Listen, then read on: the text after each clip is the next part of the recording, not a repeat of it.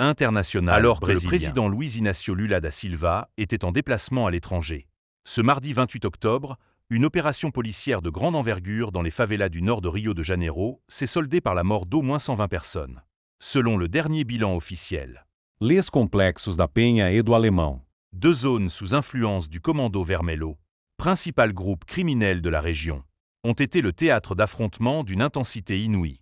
Plus de 2500 agents des forces de l'ordre ont été déployés pour ce raid, présenté comme une action décisive contre le narcotrafic.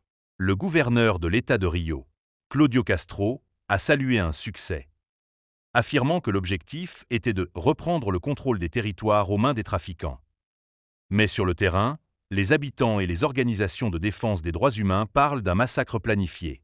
L'opération a été lancée en l'absence du président Lula, en voyage à l'étranger et orchestrée par l'un de ses adversaires politiques, le gouverneur conservateur Cláudio Castro. Cette situation crée un climat de tension politique à Brasilia, où plusieurs membres du gouvernement fédéral redoutent que cette tragédie ne vienne ternir l'image du chef de l'État à l'international.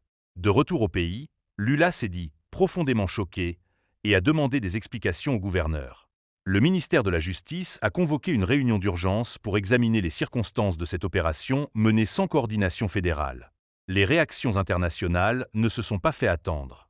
Le Haut-Commissariat des Nations Unies aux droits de l'homme s'est dit consterné et a exigé des enquêtes rapides et indépendantes. Plus de 30 ONG, dont Amnesty International, dénoncent une politique de sécurité militarisée et discriminatoire, accusant les autorités de mener une guerre contre les pauvres plutôt que contre le crime.